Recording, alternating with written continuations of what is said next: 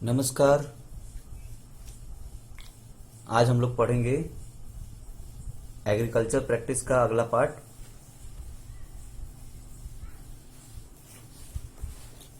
Adding manure and fertiliser. Next जो point है पांचवा, एडिंग मैन्योर एंड फर्टिलाइजर।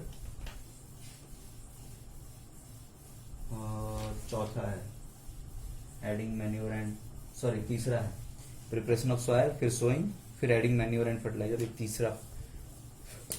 तीसरा प्रोसेस है।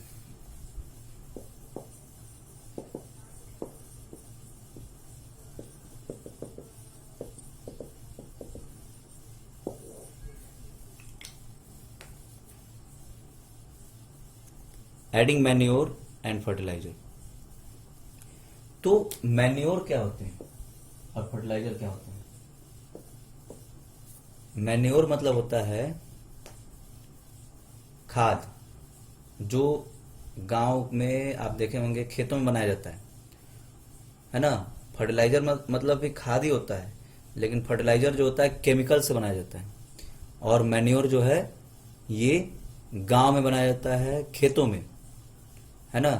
गोबर और जो काउडंग होते हैं, और उसके अलावा ड्राई लीव्स, सूखे पत्ते, है ना। गोबर रहता है और सूखे पत्ते रहते हैं, और भी ऐसे जैसे मतलब कि जो हम लोग छिलका वगैरह जो इसका छील करके फेंक देते हैं, जितना भी भोजन बनाते टाइम हम लोग छिलका वगैरह जो उसको डालते हैं, तो इन सब चीज़ों का यूज करके हम लोग मैन्योर बना सकते हैं, है ना। और एक वर्मी कंपोस्ट इसको हम लोग कंपोस्ट भी बोलते हैं। एक वर्मी कंपोस्टिंग होता है, उसमें हम लोग अर्थ वॉर्म डालते हैं, रेड वॉर्म। तो ये मैन्योर है। और फर्टिलाइजर जो है केमिकली सिंथेसाइज किया जाता है और इंडस्ट्री में होता है वो। तो मैन्योर का कोई हार्मफुल इफेक्ट नहीं है प्लांट्स के ऊपर, है ना। लेकिन फर्टिलाइजर का हार्मफुल इफेक्ट है। फर्टिलाइजर से जो केमिकल फर्टिलाइजर से जो बनता है, जो भी क्रॉप्स उगाए जाते हैं केमिकल फर्टिलाइजर का यूज करके, वो हमारे स्वास्थ्य के लिए तो और भी ज्यादा हानिकारक है। और मैन्योर से जो मैन्योर का यूज करके मतलब कि कंपोस्ट का यूज करके जो क्या बोलते हैं क्रॉप्स उगाए जाते हैं, उनमें थोड़ा सा मतलब कम, बहुत मतलब कि एकदम नहीं के बराबर उसमें हार्मफुल इफेक्ट होता है। उसका हार्मफुल इफेक्ट बहुत कम होता है, होता ही नहीं है। तो ये है मैन्योर और फर्टिलाइजर में डिफरेंस, है ना। मैन्योर जो है ह्यूमस प्रोवाइड करता है ना। बहुत सारा ह्यूमस प्रोवाइड करेगा। ह्यूमस क्या होता है? सॉइल का जो अपर मोस्ट लेयर होता है, जिसमें ऑर्गेनिक मैटर पाया जाता है, उसको ह्यूमस बोलते हैं। तो मैन्योर में ह्यूमस पाया जाएगा। मैन्योर यूज करने से ह्यूमस, सॉइल में ह्यूमस आ जाता है। और फर्टिलाइजर ऐसा कभी कोई काम नहीं करता। लेकिन ये है कि फर्टिलाइजर में नाइट्रोजन वगैरह और फास्फोरस वगैरह का मात्रा ज़्यादा होता है, जिसके कारण क्रॉप्स बहुत तेजी के साथ ग्रो करते हैं। अच्छा, दूसरी बात ये भी है कि क्रॉप्स बहुत तेजी के साथ ग्रो तो कर जाते हैं, लेकिन वो अंदर से कभी कभी आप देखे होंगे लौकी के अंदर से सड़ा निकल जाता है, क्योंकि वो उसका एज बहुत ज़्यादा नहीं रहता है, 2 से 3 दिन, है ना। जब उसको तोड़ो तो फिर तुरंत यूज करना पड़ेगा, नहीं तो उसके अंदर माइक्रोब्स वगैरह उसको नुकसान पहुंचा देंगे। तो ये सब चीज़ होता है। तो ये है मैन्योर और फर्टिलाइजर। इसका आप इसमें से नोट्स बना सकते हैं मैन्योर और फर्टिलाइजर का।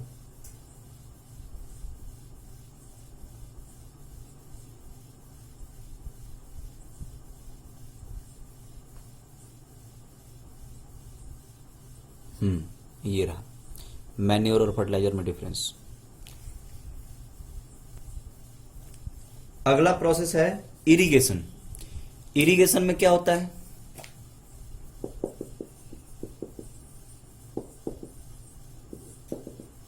इरिगेशन का मतलब होता है fulfilling the water requirement. Fulfilling the water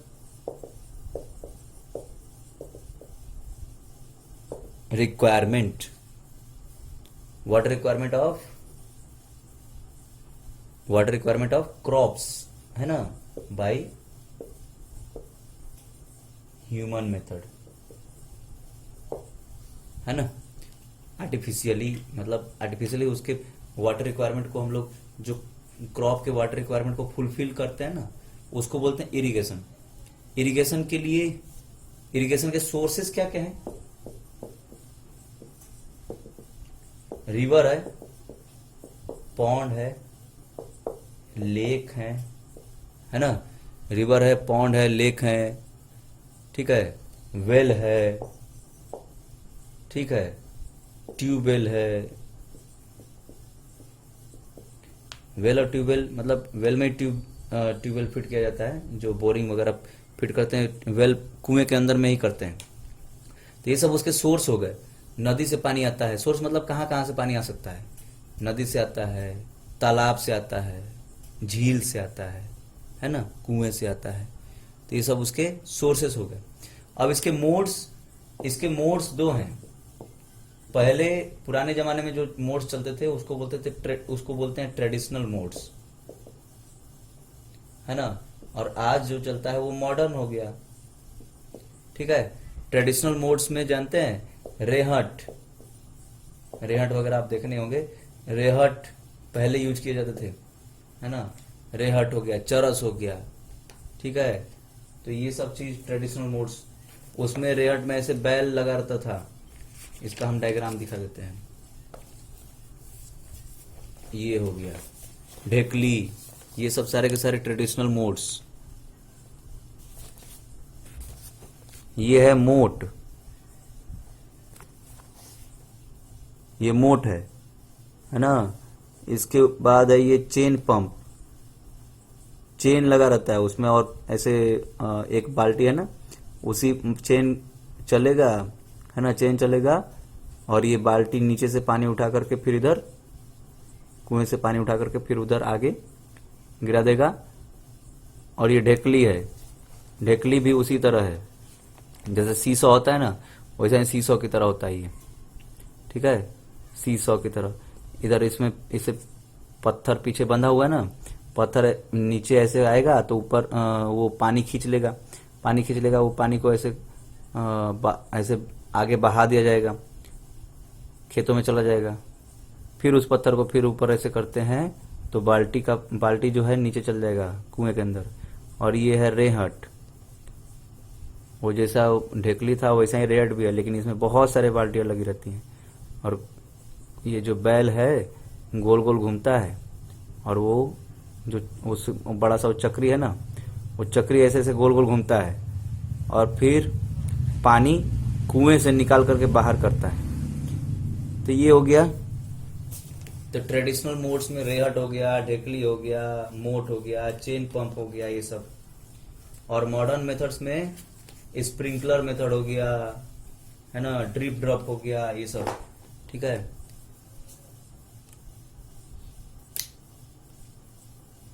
तो रेहट है, ढेकली है, मोट है ना, ठीक है, चेन पंप है, ठीक। तो ये सब ट्रेडिशनल मोड्स में हो गए। और मॉडर्न मोड्स में स्प्रिंकलर मेथड है, ठीक है। उसके बाद ड्रिप ड्रॉप है। तो ये सब मॉडर्न मेथड्स में आ गए। स्प्रिंकलर मेथड आप देखे होंगे, स्प्रिंकलर मेथड ऐसे अभी आजकल चलता है, ऐसे फुहारे टाइप का वो रहता है, पूरा ऐसे फुहारा की तरह ऐसे पानी ऐसे घूमते रहेगा, वो ऐसे ऐसे घूमेगा, और फुहारे की तरफ चारों तरफ पानी ऐसे मतलब वो फैला देगा। तो ये जो स्प्रिंकलर मेथड है, इससे क्या होता है, जहां पे पानी की कमी है तो स्प्रिंकलर मेथड वगैरह यूज कर सकते हैं। ड्रिप ड्रॉप भी वैसा ही है। ड्रिप ड्रॉप तो बहुत एकदम रूट्स के जड़ों के पास एक पाइपलाइन रहता है। उस पाइपलाइन में जैसे जड़ों के पास ऐसे थोड़ा सा ऐसे उसमें से पानी निकलने के लिए रहता है, जिसमें से आसानी से पानी निकल सकता है। तो वहां से पानी निकलेगा, और जड़ों को मिल जाएगा, बाकी पानी इधर उधर वेस्ट नहीं होगा। तो ये प्रोसेस है, इसको बोलते हैं ड्रिप ड्रॉप।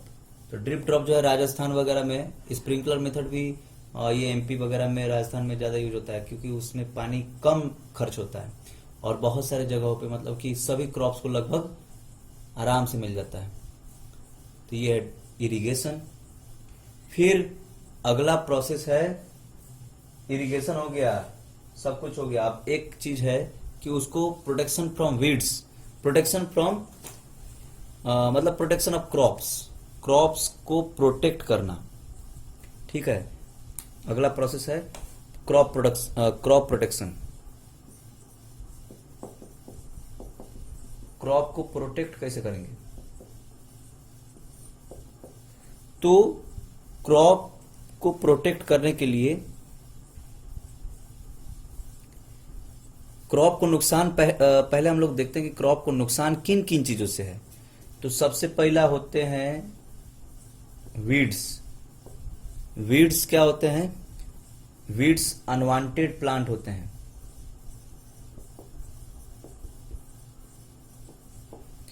अनवांटेड प्लांट्स ये ग्रो कर जाते हैं, तो वहां का जो जहां ग्रो करेगा वहां के क्रॉप्स अच्छे से ग्रो नहीं कर पाएंगे। क्यों? क्योंकि वो जो क्रॉप्स हैं, क्रॉप्स को जो न्यूट्रिएंट चाहिए वो सारा का सारा न्यूट्रिएंट जो है ये वीड्स खींच लेते हैं।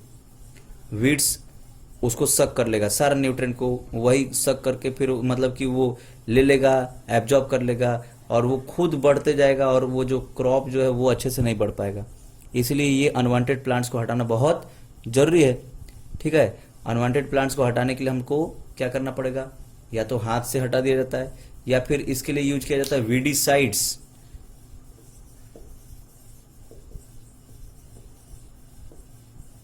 वीडीसाइड्स, वीडीसाइड्स का यूज करके हम लोग इसको वीडीसाइड्स का छिड़काव कर देते हैं, उससे सारे के सारे वीड्स खत्म हो जाते हैं। फिर अगला है पेस्ट। पेस्ट जैसे जो चूहे वगैरह होते हैं या फिर ऐसे मतलब उस टाइप के जो चूहे वगैरह या फिर ऐसे बड़े बड़े चूहे ये सब होते हैं ना, स्क्वायरल है ना, उस सबको बोलते हैं पेस्ट। ठीक है, ये उसको क्रॉप्स को नुकसान पहुंचा सकते हैं। इसके लिए हम लोग को पेस्टिसाइड यूज करना पड़ेगा।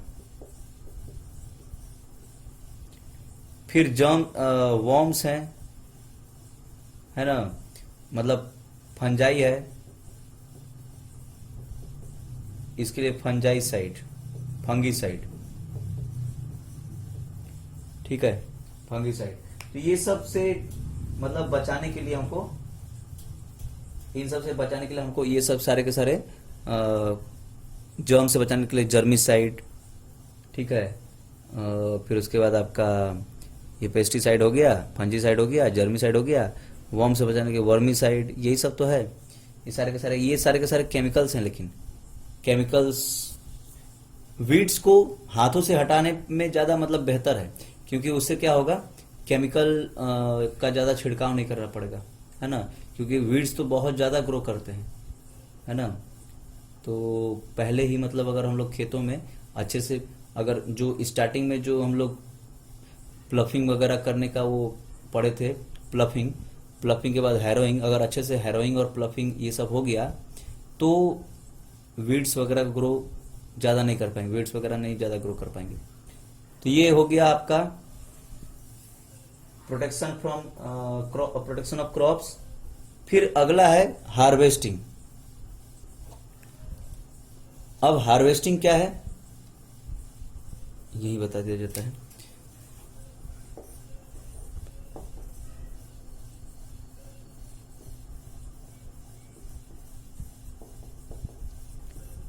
हार्वेस्टिंग मतलब कटिंग डाउन ऑफ क्रॉप्स।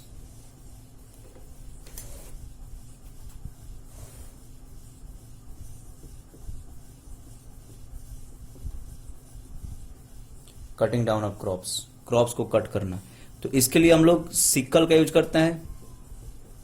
जब क्रॉप्स पक जाते हैं तो या तो सिकल का यूज करके या तो हार्वेस्टर का यूज करके हम लोग कट करते हैं, है ना। सिकल, हंसिया और हार्वेस्टर बड़ा बड़ा जो मशीन होता है ट्रैक्टर वगैरह में लगा रहता है, या फिर वो जो है बड़ा बड़ा हार्वेस्टर आते हैं, बड़े बड़े हार्वेस्टर जो आते हैं वो खेतों में, तो इसको बोलते हैं ये हार्वेस्टिंग प्रोसेस हो गया। तो ये हो गया आपका क्रॉप प्रोड्यूस तो हो गया, हार्वेस्टिंग भी हो गया, सब कुछ हो गया। लेकिन अब सबसे मेन बात है कि अब स्टोर करना, स्टोर करना भी जरूरी है। स्टोर करना, अगर स्टोर नहीं करेंगे तो सारे के सारे क्रॉप्स बर्बाद हो जाएंगे, है ना। सातवां प्रोसेस है स्टोरेज, है ना। सातवां प्रोसेस क्या है? स्टोरेज है ना। तो स्टोरेज, स्टोर करना जरूरी क्यों है? जो क्रॉप्स हैं, क्रॉप्स जो हैं बर्बाद ना हो, जो हम लोग क्रॉप इतना मेहनत से उगाए हैं वो सारा का सारा बर्बाद ना हो, इसके लिए हम लोग को उसको स्टोर करना बहुत जरूरी है ना। तो स्टोर करने के लिए हम लोग पहले जितने भी ग्रेन्स हैं, पल्सेस हैं, चाहे जो भी हैं, उनको पहले सन ड्राई करना पड़ता है, सन ड्राई करके सन ड्राइड करना पड़ता है। उसके बाद फिर हम लोग उसको स्टोर कर सकते हैं, नहीं तो फिर उसमें कीटाणु लग जाएंगे, बर्बाद हो जाएगा, इंसेक्ट पेस्ट सब लग सकते हैं। तो इसलिए उसको इंसेक्ट पेस्ट और इसके अटैक से बचाने के लिए सबसे पहले उसके सारे मॉइस्चर को हटा दिया जाता है, मतलब उसको सुखा दिया जाता है। सुखाने के बाद फिर उसको स्टोर किया जाता है। स्टोर करने के लिए बड़े बड़े सिलोज होते हैं, सिलोज आप देखे होंगे, जो गवर्नमेंट के जो मतलब कि स्टोर हाउस होते हैं उसमें बहुत बड़े बड़े सिलोज पाए जाते हैं, जिसको हम लोग बीन्स भी बोल सकते हैं, या फिर ऐसे ड्रम टाइप का होता है, ड्रम टाइप का बहुत बड़ा बड़ा ऊंचा ऊंचा, है ना। तो ये सब घर में बहुत सारे लोग ड्रम वगैरह में जो है चावल गेहूं ये सब रखते हैं, उसके अंदर नीम का वो पत्ता डाल करके और ये सब डाल करके, है ना। तो ये हो गया आपका स्टोरेज। तो ये फूड प्रोडक्शन पूरा कंप्लीट हो गया। उसके बाद ये मैनेजमेंट भी हो गया। उसके बाद एक है फूड का प्रोडक्शन फ्रॉम, ये तो फूड फ्रॉम प्लांट्स था, प्लांट से हम लोग कैसे फूड ग्रो करवाए, मतलब प्लांट से हम लोग कैसे फूड प्राप्त करते हैं। अब हम लोग फूड फ्रॉम एनिमल्स, एनिमल्स से भी हम लोग फूड पाते हैं ना। एनिमल से फूड क्या क्या पाते हैं?